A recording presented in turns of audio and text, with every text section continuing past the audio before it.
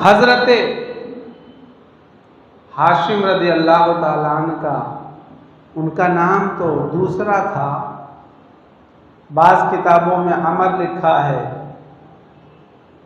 लेकिन वो हाशिम से क्यों मशहूर हुए, उसकी वजह क्या है?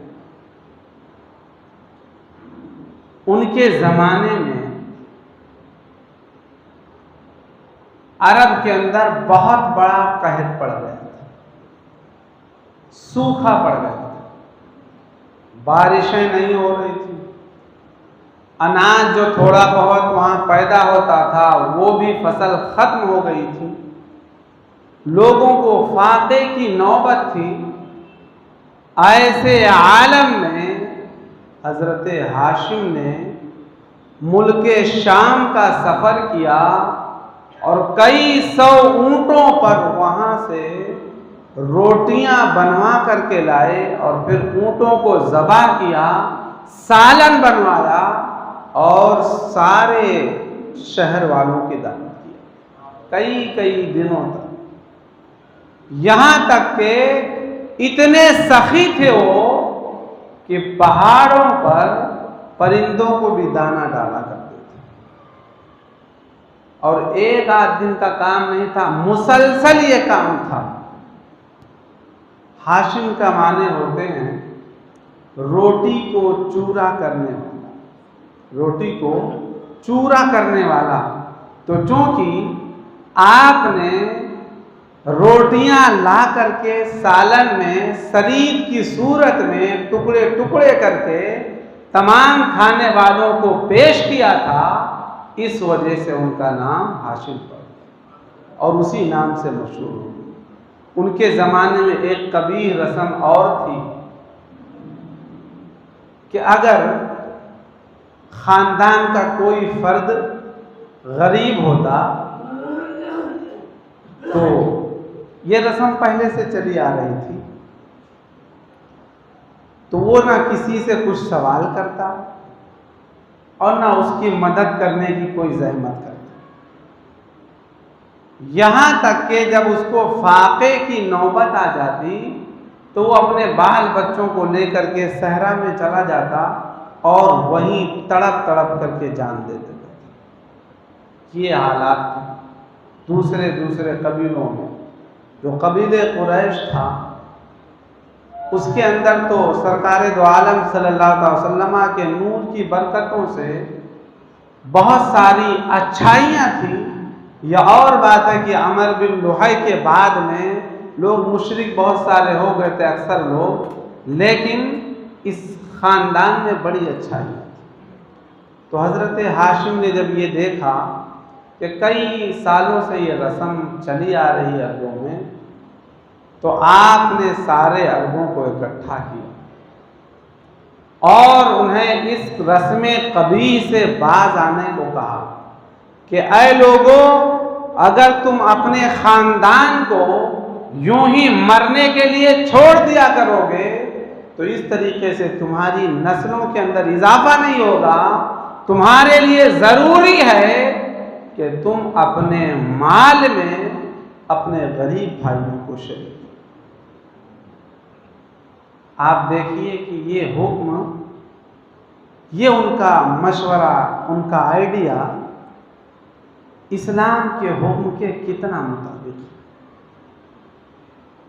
अल्लाह ताला ने इरशाद फरमाया,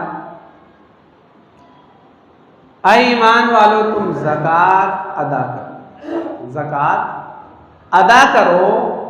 और सबब क्या बताया 28वें पारे में, कई ला यकूना दूलतम बैनल अगनियाई मिनकुम, ताकि जो है सरमाया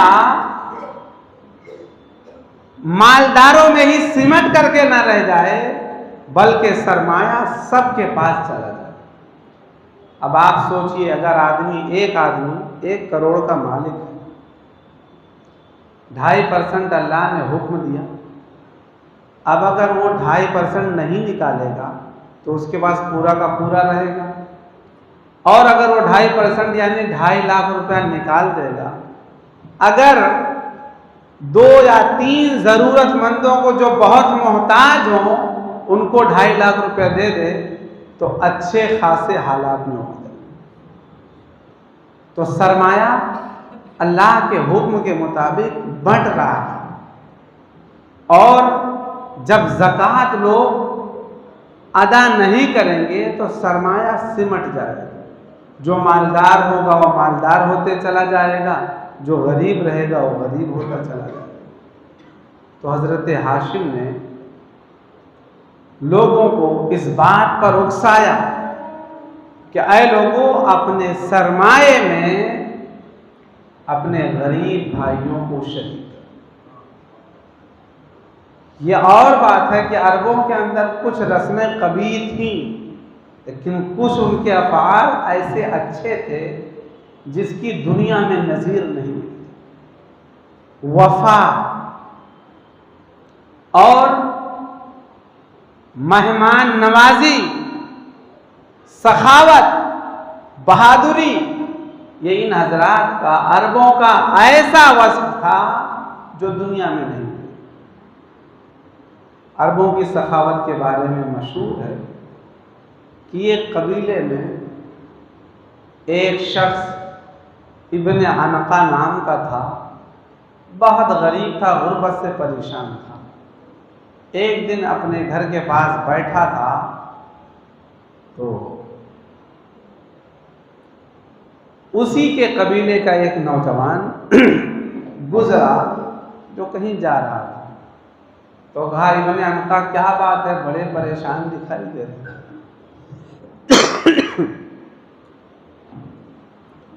तो इब्ने अनका ने कहा, मालदारों की बखालत, उनकी कंजूसी और तेरे जैसे मालदारों और सरदारों की कंजूसी ने मेरा यह हाल बना रखा है। तो उस शख्स ने जब सुना कि ये इतना तंगी में है, अब तक उसकी मुलाकात नहीं हुई थी उससे, तो उसने कहा, ठीक है, कल तक तुम इंतज़ार करो, कल तुम भी मेरे जैसे हो जाओ। अब वो शाम को कह के चला गया। अब इब्ने अनका रात भर उसी की बात में खोया रहा कि कल वो ज़रूर मेरी मदद करेगा। उसके बाल बच्चे कह रहे थे, अरे उस नौजवान की बात का इतना क्या भरोसा करते हो। जोश में कह गया, कोई पुख्ता उम्र की आदमी जो है, पुख्ता उम्र का आदमी होता तो कुछ भरोसे के भी काबिल था। एक नौजवान की बातों को तुम इतना सीरियस ले रहे हो। उसके घर वाले उसे कह रहे थे कि बिला वजह तुम अपने आप को तंग करके रखे हो। सुबह हुई, इब्ने अनका उठा, उस नौजवान का नाम मेरे जहन से उतर गया। तो इब्ने अनका जब अपने खेमे से बाहर आके फिर उसी अफसुर्दगी के आलम में बैठा था कि अचानक देखता है कि कोई बहुत सारे ऊंट, बहुत सारी बकरियां, भेड़ें, गर्जे के बहुत सारा मालो मनाल लेके इस तरफ आ रहा। अरबी अल्फाज हैं, गोया कि रात की तारीकी की तरह माल आ रहा था। तो वो जब इब्ने अनका के खेमे के पास पहुंचा तो कहा, इब्ने अनका अपना सर उठाओ और आओ इधर। इब्ने अनका जब वहां पहुंचा तो कहा, ये मेरा कुल माल है। उस नौजवान ने कहा, अब आओ, इसमें हम दोनों बराबर हिस्सा लगा देते हैं। और वो आधा का आधा, पूरे में से आधा दे करके चले गए। आप सोचिए, सखावत का यह आलम था। हातिम ताई की सखावत तो मशहूर ही है। हातिम ताई के बारे में आया है कि अरबों में मशहूर था कि अगर उसकी कब्र पर भी कोई चला जाए तो वो मेहमान नवाजी करता है। एक बार एक अरब जो है गया और उसकी कब्र पर लातें मारने लगा कि तेरे बारे में तो लोग कह रहे थे कि तेरी कब्र पर भी कोई आए तो मेहमान नवाजी करता, अब तेरी मेहमान नवाजी कहाँ चली गई। तो लोगों ने कहा, उस आदमी को डांटा कि तू कैसी बेहुदा हरकत कर रहा है कि कब्र को लातें मार रहा है। तो सब सो गए, तो अचानक से उस आदमी ने ख्वाब देखा, हातिम को ही ख्वाब में देखा कि हातिम ने इसके ऊंट के पैरों को काट दिया और कहा कि इसको ज़बह करके लोगों को खिला दो। और जब ये उठा तो ऊंट के पैर कटे हुए थे। सीरत ज़ियाउल नबी में वाक़या मैंने पढ़ा। तो लोगों ने उसे काट करके खिला दिया। अब ये बड़ा परेशान हुआ कि रही सही सवारी भी चली गई। तो एक आदमी ने कहा ठीक है, बेफिक्र रहो, मैं अपने पीछे तुम्हें बिठा लूँगा। ये लोग जब थोड़ी दूर आगे गए तो हातिम का बेटा अदी आ रहा था और उसके साथ में एक खाली ऊँट था। उसने कहा मेरे बाप ने मुझे ख्वाब में कहा इसका ऊँट मैंने ज़बह करवा के खिलवा दिया है, इसको ऊँट सवारी के लिए दे दो। तो कहने का मतलब ये है कि अरब बड़े सखी थे, बड़े वफादार थे। वो उनके जैसी वफा कहीं ढूंढने से नहीं। आप सोचिए सरकार दो आलम सल्लल्लाहु ताला अलैहि वसल्लम जब मबूस हुए, यानी ऐलान नबूवत आपने फरमाया, तो चूंकि मक्के के लोगों को अमर बिन लुहै नाम का एक शख्स गुजरा था, उसने सारे अरब में बुत परस्ती फैलाने का यही जालिम जिम्मेदार था। तो उसी के फैलाने की वजह से सब बुत परस्त बन गए थे। तो मक्के के सारे लोग जब दुश्मन थे, तबलीग दीन आपने यहाँ पर 40 साल की उम्र से लेकर 53 साल की उम्र तक फरमाया, यानी 13 साल फरमाया। खातिर खां नतीजा नहीं निकल रहा था। यहाँ पर जब आखिर के 2 सालों में 11वें साल या 10वें साल जब औस व खजरज के नौजवानों से मुलाकात हुई तो उन लोगों ने ईमान को कबूल किया। पहले साल 6 लोग आए, दूसरे साल 12 लोग आए और तीसरे साल तकरीबन 70 या 72 लोग आए। तीसरे ही साल में इन 72 लोगों ने, जिनका अभी तक पूरा कबीला मुसलमान नहीं हुआ था, 72 लोगों ने आकाए करीम सल्लल्लाहु अलैहि वसल्लम को मक्कतुल मुकर्रमा से मदीनतुल मुनव्वरा आने की दावत दी। आप इस दावत का मतलब समझते हैं कि सारे अरब की दुश्मनी मोल लेना। इन लोगों ने कहा या रसूलल्लाह आप हमारे यहाँ आए, हम आपकी हिफाजत पर जान की बाजी लगा देंगे।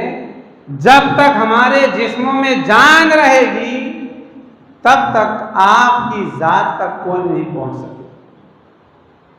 अज़ीज़ान मिल्लत इस्लामिया हज़रत अब्बास रज़ियल्लाहु ताला अन्हु के बारे में मुख्तलिफ बातें हैं कि आप इस्लाम पहले ही ले आए थे लेकिन आपने ज़ाहिर नहीं किया, फ़तह मक्का में ज़ाहिर किया। जो भी मामला रहा हो, लेकिन हज़रत अब्बास को दिली हमदर्दी आकाए करीम सल्लल्लाहु अलैहि वसल्लम से थी। जैसे हज़रत अली के वालिद अबू तालिब को थी, वैसे ही इनको भी थी। तो ये रात की तारीकी में जब औस व खजरज के अंसारी सहाबी मुआहिदा कर रहे थे तो ये भी अचानक से तशरीफ लिया और कहा है औस व खजरज, तुम जानते हो कि तुमने किस बात पर मेरे भतीजे से बयात किया है? तो उन्होंने कहा हमने अपनी जान की बाजी लगा करके बयात किया है और अब्बास आप देखेंगे कि हम इसमें खरे उतरते हैं। औस व खजरज के लोगों को एक बुनियादी फायदा ये था कि ये लोग ज़माने से रसूलुल्लाह सल्लल्लाहु अलैहि वसल्लम के पैदाइश की खबरें सुन रहे थे। हज़रत हस्सान इब्न साबित रज़ियल्लाहु ताला अन्हु, जिन्होंने आकाए करीम की शान में ये अशार लिखे हैं, व अहसनु मिनका लम तरतु व अजमलु मिनका लम तलिदिन निसा, यानी कि या रसूल अल्लाह सल्लल्लाहु ताला अलैहि वसल्लम, आपसे ज़्यादा हसीनो जमील मेरी आंखों ने अभी तक किसी को देखा ही नहीं। फिर आगे आपने सारे लोगों का मुंह बंद करते हुए कह दिया, कोई ये ना कहे हसन, अगर तुमने सारी दुनिया का जायजा लिया होता तो कोई मिल जाता। उन्होंने इस बात को ही खत्म कर दिया और कहा, वह अजमलु मिनका लम तलिदिल निसा, या रसूल अल्लाह, आपसे ज्यादा हसीनो जमाइल किसी माँ ने आज तक पैदा ही नहीं। ये हजरत हसन इब्न साबित कहते हैं, मेरी उम्र 9-10 साल थी, सुनता था, याद रखता था, अरबों का हाफिजा बड़ा तेज था। वो लोग जो एक बार बात सुन लेते थे ना, याद कर लेते थे। खलीफा मंसूर के बारे में याददाश्त की बात आई तो बता दूं। खलीफा मंसूर का ये हाल था कि कोई भी कितने अशार लिख कर के लाए और एक बार सुना दे तो खलीफा मंसूर उसको सेम पढ़ देता था, एक भी हरफ भूले रहे। और उसका एक खादिम था, वो जो 2 बार सुन लेता था वो उसको सेम पढ़ देता था। और एक बांदी थी, वो जो 3 बार सुन लेती थी वो सेम पढ़ देती थी। तो शायर लोग उसके पास कलाम लिख करके लाते कि मंसूर जो है इस नायाब शेर का बहुत इनाम देगा। तो मंसूर से जब वो अशार सुनाते तो कहता, वो खुद भी सुनाता था, कहता ये तो मैंने पहले से ही सुन रखा है और ये तो बहुत आम सी बात है। तो वो शायर परेशान जाते कि लिखा हमने और आज तक किसी को बताया भी नहीं और ये कैसे आम है। तो मंसूर कहता कि अगर तुम्हें यकीन नहीं है तो मैं अपने गुलाम को बुला के सुना दूँ। और एक बार खुद भी सुना देता था तो उसका गुलाम सुन लेता था 2 बार, वो भी आके पढ़ देता था। अब जब ये तीसरी बार पढ़ता था तो बांदी सुन करके और कहता था कि अगर तुम्हें यकीन नहीं तो मेरी बांदी भी पढ़ देगी, वो भी आके पढ़ देती थी। शायर लोग शर्मिंदा होकर के लौट जाते थे। उस ज़माने में एक और बहुत बड़े शायर थे, उन्होंने जब देखा कि मंसूर लोगों को इस तरीके से शायरों को इनाम नहीं दे रहा है, रुस्वा कर रहा है, तो उन्होंने बहुत मुश्किल चंद अशार जो है बहुत ही ज़्यादा जो है गाढ़े अल्फाज में और मतलब जो है उसके वजन ऐसे टेढ़े मेढ़े रखे कि एक बार सुनने से क्या आदमी रटने से जल्दी ना याद हो। तो वो आए और कहा, मंसूर कुछ अशार, और मंसूर उनको जानता था लेकिन वो भेष बदल के आए, एकदम अपना चेहरा बदल डाले आए। कहा, मेरे कुछ अशार हैं, वो मेरे आबाओ अजदाद की मीरास हैं, अगर इजाज़त हो तो मैं सुनाऊं। तो मंसूर ने कहा, लेकिन अशार ऐसे होना चाहिए जो मैंने पहले सुन ना रखा हो। उन्होंने कहा, बेफिक्र रहो, अशार ऐसे ही रहेंगे जो तुमने सुना नहीं होगा, लेकिन अब मेरी भी एक शर्त है। कहा, क्या? कहा, मैंने जहां पर अशार लिखा है उसके वजन के बराबर तुम्हें सोना मुझे देना। तो उसने कहा, ठीक है। अब वो चंद शेर थे, उन्होंने पढ़ा। अब मंसूर को याद ही नहीं थे। कहा कि आपने ये अशार पहले सुन रखा था? कहा, नहीं सुन रखा। तो अब जब मंसूर को नहीं याद है तो जो शख्स 2 बार सुन के पढ़ता था उसको कैसे याद होंगे, जो 3 बार सुन के पढ़ता था उसको कैसे याद होंगे। तो मंसूर कहा, ठीक है, शायद तुम जीत गए और अब मुझे तुम्हें कितना सोना देना होगा। कहा, बाहर आओ मेरे साथ। तो वो शख्स जो है एक ऊंट पर बहुत बड़े पत्थर पे लिखवा के लाए, मतलब जो है वो तकरीबन 8-10 कुंटल का पत्थर था, उसी पे लिखवा के ऊंट पे लदवा के लाए थे। कहा, ये मेरे आबाओ अजदाद की मीरास और इसी पे लिखा है, इसके बराबर देना होगा। अब मंसूर बड़ा परेशान हुआ। तो कहा, जो है ये तो बहुत ज़्यादा कीमत है। कहा, अगर आपको अपने वादे का पूरा करना याद है तो दीजिए, नहीं तो मैं कुछ कह नहीं सकता हूँ। तो मंसूर ने कहा बहरहाल मैं वादा तो पूरा करूँगा, वादा खिलाफी नहीं करूँगा। तो जब वो वहाँ से निकलने लगे तो मंसूर के एक दरबारी ने कहा ये आदमी जो है मुझे नहीं लगता कि कोई आम शायर है, बल्कि ये फला है। तो मंसूर ने आवाज़ दे के क्या तुम फला हो? तो उन्होंने कहा मैं फला ही हूँ। तो कहा इसके मतलब तुम मुझे बेवकूफ़ बनाने आए थे? तो कहा मंसूर तू शायरों को इतने दिनों से बेवकूफ़ बना रहा है, तो मैंने सोचा ला तुझे सज़ा ही दे दूँ। तो उसने कहा फिर रकम कुछ कम करते जाओ। तो कहा एक शर्त पर कम करूँगा, इस पत्थर के वज़न के बराबर आधा अभी आज ही बुला करके जितने शायरों को तूने अपनी बारगाह से नामुराद लौटाया है सबको दे देना, और दोबारा कोई आएगा तो ये शरारत नहीं करना कि तुझे अल्लाह ने क़ुव्वत हाफ़िज़ा दिया है तो उसका गलत इस्तेमाल करो और लोगों को बेवकूफ़ बनाते फिरो। अरबों का ये मामला था कि वो लोग लिखना पढ़ना कम जानते थे, चंद लोग लिखना पढ़ना जानते थे। उनके क़ुव्वत हाफ़िज़े का ये आलम था कि वो लोग अपने घोड़ों की नस्लों को भी याद रखते थे कि ये हमारा घोड़ा किस नस्ल से है। अपने बाप दादाओं का नाम तो याद ही रखते थे, वो तो ऐसे उनका हिफ्ज़ होता था, ऐसे के अपनी 20-25 पुश्त तक ऐसे नाम गिनाते थे, लगता कि आज ही ये लोग गुजरे हैं। तो अजीज़ान मिल्लत इस्लामिया, अरबों के अंदर बहुत सारी खुसूसियतें थीं। ऐसे ही अहले मदीना के अंदर जब इन हज़रात ने सरकार दो आलम सल्लल्लाहु अलैहि वसल्लम से इफ़ाए अहद का वादा किया तो उसको पूरा किया। यहाँ तक कि हज़रत साद इब्न मुआज़ रज़ी अल्लाह ताला अन्हु जब ईमान लाए, इनके ईमान लाने का वाक़या है। इनको मैं हज़रत हस्सान इब्न साबित की बात बता रहा था। हज़रत हस्सान इब्न साबित ने कहा मैं जो सुनता था याद रखता था। आप कहते कि मैं 8-9 साल की उम्र का था कि एक दिन एक यहूदी एक पहाड़ पे खड़ा होकर चिल्लाने लगा, ऐ गिरोहे यहूद मेरी बात सुनो, मेरी बात सुनो। सब लोग जब जमा हो गए तो यहूदियों ने कहा क्या तू बताना चाहता है? तो उसने कहा आज तुमने आसमान पर नहीं देखा रात में?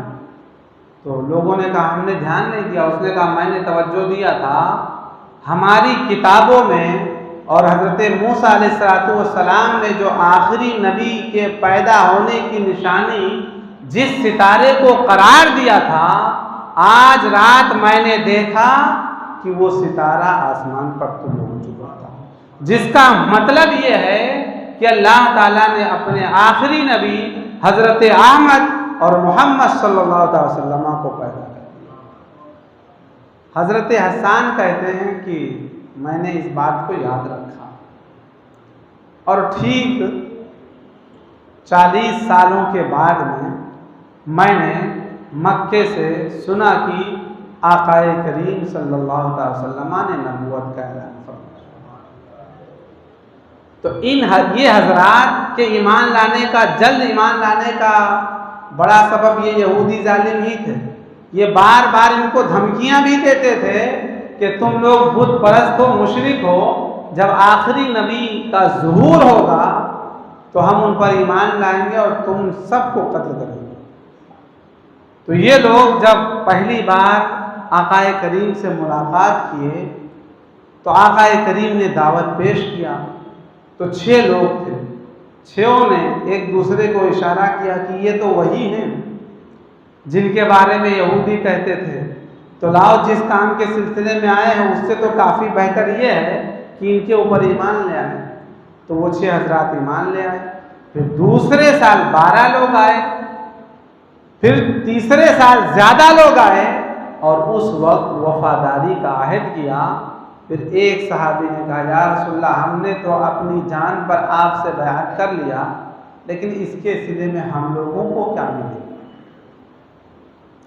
अल्लाह के नबी सल्लल्लाहु अलैहि वसल्लम ने इरशाद फरमाया अगर तुम अपनी बात पर पूरा उतरे तो अल्लाह ताला तुम्हें सबसे बड़ा इनाम जन्नत अता फरमाएगा।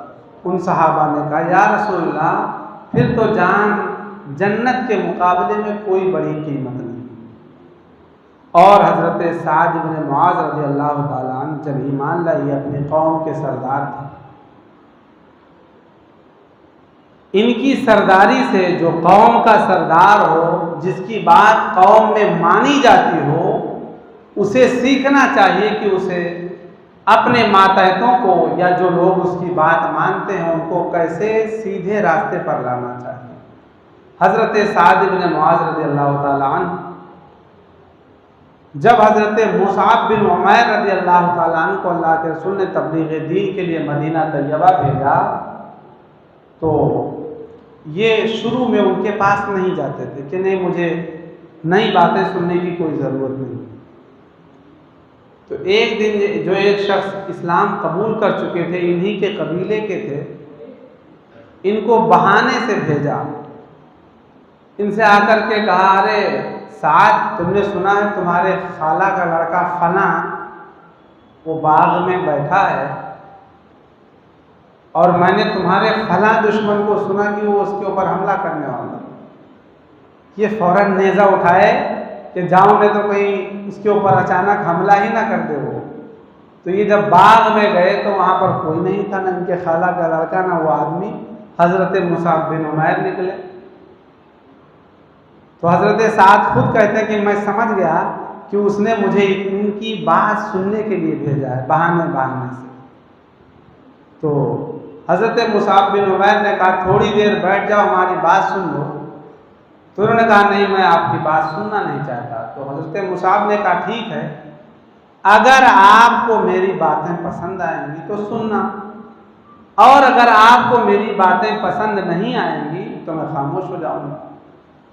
तो हज़रत साद इब्न मुआज़ ने कहा, आपने इंसाफ की बात की, नेज़ा गाड़ दिए, बैठे रहे।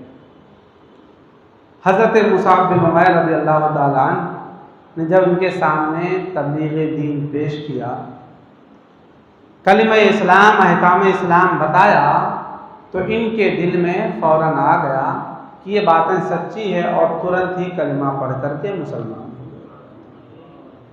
और मुसलमान होने के बाद में अपने पूरे कबीले को जमा किया। इनका पूरा कबीला इनसे दीवानगी की हद तक मोहब्बत करता था, क्योंकि कबीले का वैसा ख्याल रखते थे, कौम की खिदमत करते थे। जब सब जमा हो गए तो हज़रत साद इब्न मुआज़ ने फरमाया, ऐ लोगों, मुझे तुम लोग क्या समझते हो और क्या जानते हो? तो कौम के लोगों ने कहा, आप हमारे सरदार हैं, आप हमारा भला करते हैं, हमारे लिए भलाई चाहते हैं। तो इन्होंने कहा, जब तुम्हारा मेरे बारे में ये ख्याल है कि मैं तुम्हारे लिए भलाइयाँ करता हूँ, तुम्हारा भला ही चाहता हूँ, तो मेरी बात अब गौर से सब लोग सुन लो कि तुम में से जो भी मुसलमान नहीं होगा, मेरे लिए उससे बात करना हराम है आज से।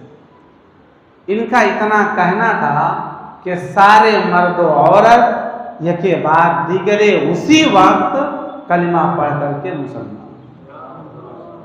तो हज़रत साद इब्न मुआज़ रज़ियल्लाहु ताला अन्हु के इस वाक़ये से हमें ये नसीहत मिलती है कि अगर हम कहीं मुअज़्ज़ज़ हैं तो हमें चाहिए कि हम लोगों को दीन की तरफ माइल करें।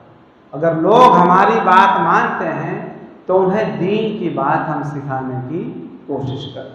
सहाबा की सीरत से यही पता चलता है, और अल्लाह के नबी सल्लल्लाहु अलैहि वसल्लम से हमारी मोहब्बत की दलील भी यही होगी कि हम अपने आका की बात को, अपने आका के लाए हुए अहकाम को लोगों तक पहुंचाने की कोशिश करें।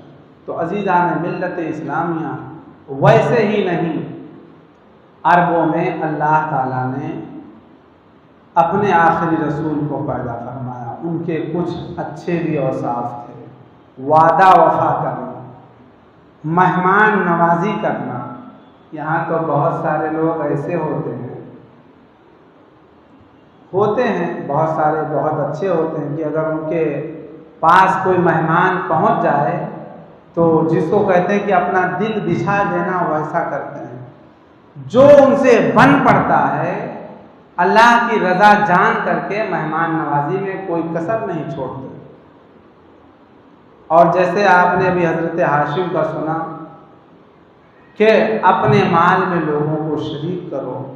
ऐसे भी मुसलमान हैं जो अपने माल में लोगों को शरीक रखते हैं, यानी लोगों की खूब बढ़ चढ़ करके मदद करते हैं। और ये अल्लाह का लाख लाख एहसान है कि हमारी कौम में अभी भी ऐसे बहुत लोग मौजूद हैं। और ये लॉकडाउन इस बात का गवाह है कि किस तरीके से जिनको अल्लाह ने दुनियावी दौलत अता फरमाया था, उन्होंने अपनी दौलत खर्चा करके गरीबों को राशन पानी अनाज का इंतज़ाम किया।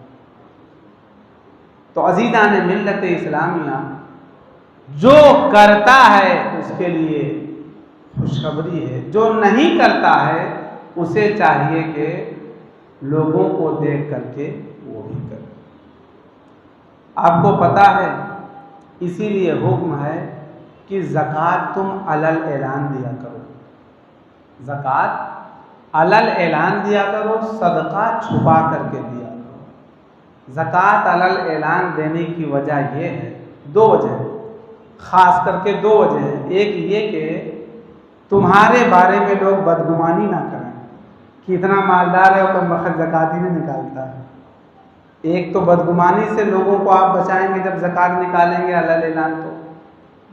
लेकिन यह है कि ज़कात देने में जिसको हम दे रहे हैं, चाहे अलल ऐलान दें या ऐसे ही दें, उसकी इज्जत नफ्स का ख्याल। ये नहीं कि उसे जो है जलील करके दें या बहुत ही हिकारत से दें, नहीं, हिकारत से देने का कुछ मतलब ही नहीं।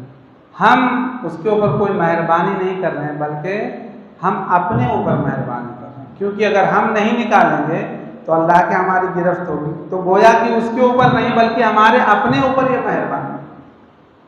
और अलल ऐलान जब आप देंगे तो लोगों को बदगुमानी से बचाव का सामान होगा। और जो मालदार मुसलमान नहीं निकालते होंगे, जब वो देखेंगे कि फलां आदमी मालदार है या मेरे से कम ही मालदार है या ज़्यादा है या मेरे बराबर है, और वो रमज़ान शरीफ के महीने में या ऐसे ही मौक़ों पर ज़कात के तौर पर गरीबों की बहुत मदद करता है, तो हो सकता है आपका ये काम उनके लिए भी शौक़ का सबब हो कि जब वो कर सकता है तो फ़र्ज़ मैं भी अदा करूँगा और मैं भी अदा करता हूँ। तो अज़ीज़ान मिल्लत इस्लामिया, चाहिए कि हम फ़राइज़ में कोताही न करें। एक वाक़या बता करके बात ख़त्म करता हूँ। एक मालदार शख्स था, उसने 1-1.5 किलो अंगूर ख़रीदा, घर पे लाके दे दिए। बेहद मालदार था, उस वक्त कहीं जा रहा था इसलिए उसने खाया नहीं कि आकर के खाऊं। काम धंधे से फारिग होकर के जब वो आया तो घर वालों ने सब खाना पेश किया, लेकिन अंगूर गायब। तो इसने पूछा अंगूर नहीं है क्या? अंगूर सुबह लाया था। घर वालों ने जवाब दिया कि वो तो ख़त्म हो गए। इसके दिल में चोट लगी कि अभी जिंदा हूं तो ये लोग भूल गए मुझे, मरने के बाद भी भूल ही जाएंगे। खाना खा करके वहीं से उठा और तहिया किया कि क्यों ना मरने के बाद का मैं अभी से इंतज़ाम करके चला जाऊं, ताकि ये भूल भी जाएं तो मेरे मरने के बाद का इंतज़ाम भी रहे। गया एक ऐसी जगह जहाँ पर मस्जिद नहीं थी, मस्जिद बनवा दिया ताकि उसके नाम के लिए वो सदक़े जारी हो। तो कहने का मतलब ये है कि अगर अल्लाह ताला देता है तो इंसान को बखीली नहीं करना चाहिए। बखीली बहुत बुरी शय है। हदीस पाक में है, अस्सखिय्यु करीबु मिनल्लाह करीबु मिनन्नास करीबु मिनल जन्नह व बईदु मिनन्नार। सखी अल्लाह के करीब, लोगों से करीब, जन्नत से करीब और जहन्नम से दूर है। और पलट करके आया, अल बखील अदुव्वुम मिनल्लाह बाइदुम मिनल जन्ना व बाइदुम मिनन नास व करीबुम मिनन नार। यानी कि वो जो है बखील जो है ये अल्लाह से दूर है, लोगों से दूर है, जन्नत से दूर है और जहन्नम के करीब है। तो इंसान जो करता है अल्लाह ताला उसका कबूल फरमाए, जो नहीं करता है अल्लाह ताला उसे भी इस बात की तौफीक अता फरमाए कि वो अपने माल का हक़ अदा करे। क्योंकि अगर हम माल का हक़ अदा नहीं करेंगे तो कल बरोज़े क़यामत हमसे पुरसिश होगी। क्योंकि हम अपनी औलाद के लिए सारा छोड़ करके जाएंगे, अगर वो इससे बुराई करने लगे। औलाद को गरीब भी करके नहीं जाना चाहिए, लेकिन उनके लिए इतना जमा भी ना करो कि और जो हुकूक है उसको पामाल कर दे। हज़रत इमाम मालिक रज़ी अल्लाह ताला अन्हु या और कोई बुजुर्ग थे, उनसे खलीफा हारून रशीद ने कहा मुझे आप कुछ नसीहत कर दी। उन्होंने कहा अमीरुल मोमिनीन जो देखा हूँ वो बता दूँ या जो सुना हूँ वो बता दूँ। कहा जो देखे हैं आप वही बता दीजिए। उन्होंने कहा हिशाम इब्न अब्दुल मलिक जब मरा था तो उसने अपने एक एक बेटे के हिस्से में तरका तकरीबन 10 लाख दिनार छोड़ करके मरा था। और अमर जो है हज़रत उमर इब्न अब्दुल अजीज़ जब विसाल किए थे तो उनके तरके में एक चटाई और दो चंद दिनार थे, कफन दफन के बाद बचे थे। तो कहा अमीरुल मोमिनीन अब आगे का हाल सुनिए। मैंने उसी हिशाम के बच्चों को बाजारों में भीख मांगते देखा हूं, जिसके बाप ने 10 लाख दिनार छोड़ करके गया था और उमर इब्ने अब्दुल अजीज ने चंद दिनार ही छोड़े थे, लेकिन उनके बेटों को मैंने एक एक दिन में 1-1 लाख दिनार सदका करते देखा। तो उनके फरमान का मतलब ये था कि औलाद को सही तरबियत दो, उन्हें अच्छे बुरे की तमीज़ सिखाओ। कमा तो वो खुद ही लेंगे। जैसे आपके माँ बाप ने आपको करोड़पति छोड़ के नहीं गए थे, आप करोड़पति बन गए, वैसे ही आपके बच्चे भी उनको सही तौर पर छोड़ के जाएंगे तो अगरचे गरीब रहेंगे करोड़पति वो भी बन लेंगे। जैसे आपने खूब कमाया वैसे वो भी खूब कमा लेंगे, लेकिन उनके ज़्यादा जायदाद हिस्से में आए, इसलिए दौलत के हुकूक को इंसान को पामाल नहीं करना चाहिए कि ज़कात ना दे, सदका ना दे, रिश्तेदारों का ख्याल ना रखे। हरगिज़ नहीं, रिश्तेदारों का ख्याल रखे, पड़ोसियों का ख्याल रखे, दोस्तों अहबाब का ख्याल रखे। दोस्तों में कोई गरीब है, ये मर्दानगी नहीं है कि कोई आपसे मांगे तब दे, मर्दानगी ये है कि ज़रूरत समझ करके दे। एक बादशाह के यहाँ एक औरत आई, उसने कहा अय बादशाह मेरे घर में कीड़े मकोड़े नहीं हुए। तो लोग जो वहाँ बैठे थे हैरान हुए कि ये बुढ़िया अजीबो गरीब है, घर में कीड़े मकोड़े नहीं हैं, तो अच्छी बात है, ये बादशाह को बताने की क्या जरूरत थी। तो बादशाह ने कहा ठीक है बुढ़िया, जाओ तुम्हारे घर में चंद दिनों में ही कीड़े मकोड़े हो जाएंगे। आज के बादशाह होते तो असली में कीड़े मकोड़े छोड़ दिए होते, लेकिन वो सूझबूझ वाले थे। बुढ़िया यहाँ से निकली, बादशाह ने उसका घर पूछ लिया था, एक सवार को बहुत सारा सामान दिया कि जाओ पूरी बुढ़िया के घर के अंदर और उसके पहुंचने से पहले पहले ये सारे सामान रख करके चले आओ। फिर बादशाह ने अपने वज़रा को समझाया, कीड़े मकोड़े ने इसका मतलब ये है कि उसके घर में खाने पीने का सामान नहीं, क्योंकि जहां पर अनाज होगा, खाने पीने का सामान मौजूद होगा, जरूर वहां कीड़े मकोड़े आएंगे। तो आदमी को ख्याल रखना चाहिए। ऐसे ही एक औरत एक आलिम दीन के पास आई कि हजरत मेरे बच्चे भूख से रात भर रोते रहते हैं, कुछ तावीज़ दे दीजिए। तो उन्होंने तावीज़ लिख के दिया कि ले जाओ, इसको संदूक में बंद करके रख देना, अल्लाह ताला जल्द ही तुम्हारी ज़रूरत पूरी कर देगा। तावीज़ उन्होंने दे दिया और उसी रात में उसके घर के आंगन में कोई बहुत सारा पैसा फेंक करके चला गया। वो औरत बहुत खुश हुई कि क्या हजरत ने तावीज़ दी है कि रातों रात नोटों की बरसात हो गई। शौहर को उठा करके उसने दिया,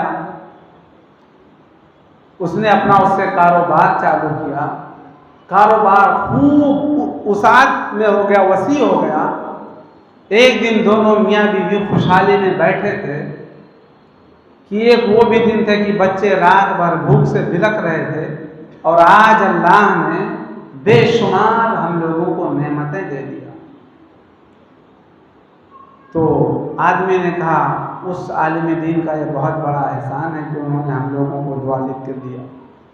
तो औरत ने कहा ठीक है, लाभ देखते हैं कि उन्होंने क्या लिख के दिया था। गई, संदूक खोला, तावीज़ निकाला, तो आप जानते हैं तावीज़ में क्या लिखा था। कहा आए फलां, उसका नाम लिख के उन्होंने लिखा था कि आए फलां, जब अल्लाह ताला तुम्हारे यहाँ कभी दौलत की रेल पेल कर दे, बहुत दौलत हो जाए, तो जब किसी के घर में बच्चों की रोने की आवाज़ सुनना तो थोड़ी दौलत वहाँ भी फेंक दिया था।